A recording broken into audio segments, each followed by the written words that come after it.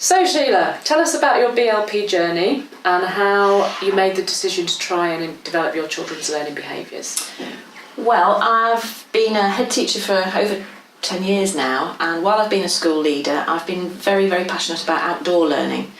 And I'm aware that in the outdoors, quite often the teaching and learning is very different from inside the classroom.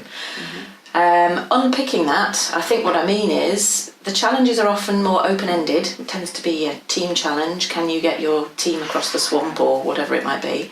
So they're open challenges. They're challenges that children haven't necessarily experienced before, so they're new.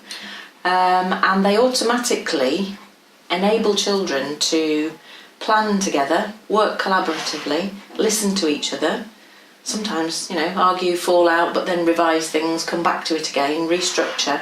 They're always really determined to finish the challenge outdoors. I've often found, you've got to get your tent up because you're going to sleep in it tonight, that kind of thing. So working with the outdoors, I've really wanted to find a way to bring those learning behaviours and attitudes into the classroom.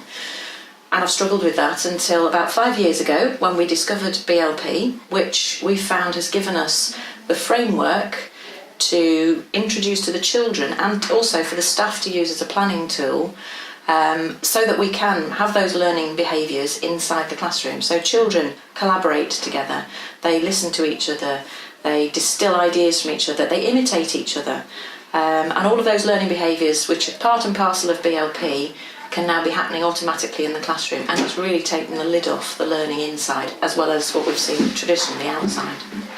Okay, so this must, obviously it's taken some time. What do you think's been the impact on the staff, first of all?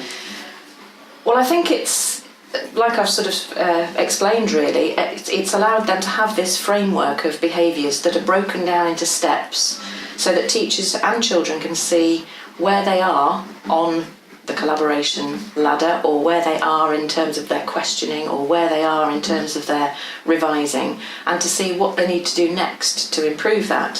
So for teachers, it's enabled them to structure things in the classroom, activities in the classroom, which will develop those things in children. Okay, so I would imagine that there'll be different people having different journeys within that. So how have you supported or enabled people to continue with that journey in a way that suits them and their classroom style? I think originally there was a handful of us who could instantly see the potential of building learning power, and we wanted to know more. We were very passionate about it. So we set up a core team.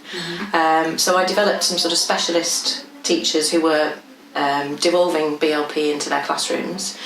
And from then they led staff training and they mentored other members of staff, and we've sort of spread from there. So we sort of started off with the people who really wanted to get to grips with it and wanted to develop it more, and then we've spread that message, and obviously continuing to revisit it and revise it, share ideas, share good practice, send teachers to observe each other, get teams of teachers working together. It has sort of organically grown across the school.